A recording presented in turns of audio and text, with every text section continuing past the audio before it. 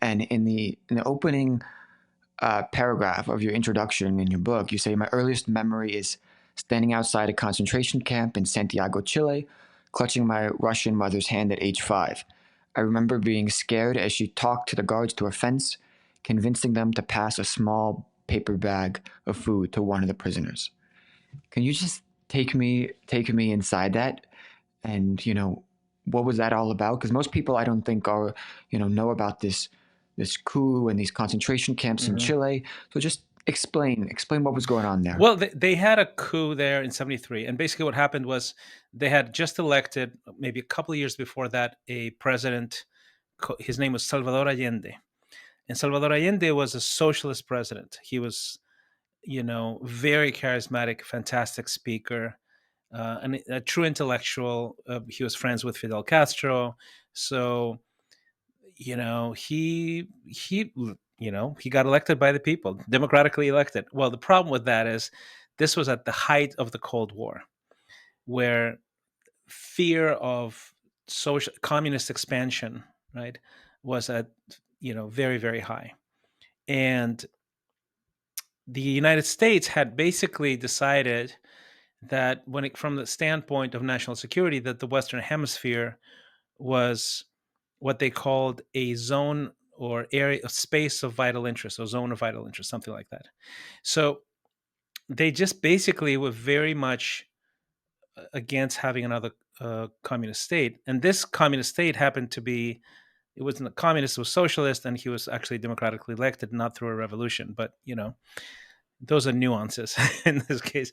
So, with the help of the CIA, partially, there was a military group of generals who sort of rallied the troops and figured out how to overthrow the government. And, they bombed the presidential palace, and then they established a dictatorship that lasted for almost 20 years, something like that.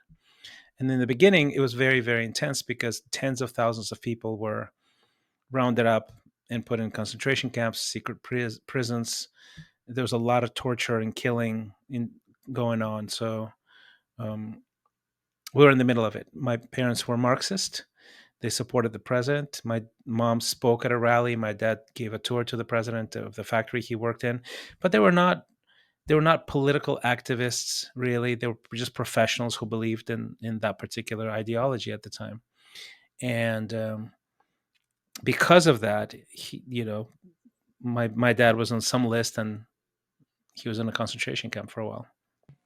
And so just to back up, were you born in Chile yourself? No, I was born in Moscow, in Russia. So I was born in Moscow, but we moved to Chile when I was a baby, probably 6 months old, something like that. So I don't remember any of that. I just remember Chile.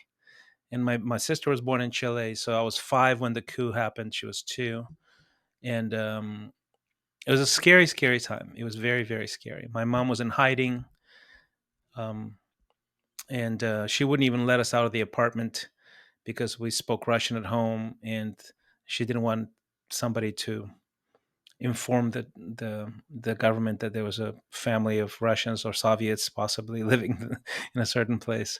And yeah, and my dad lost some friends that never came back. How did you escape the concentration camps and the persecution? We were very lucky. My dad was released, um, which was a miracle, quite frankly. But at the time, what they would do, the secret police would release a prisoner, and they would follow him around and see if they can lead him to other people, and they would just get him back in with all their friends, basically.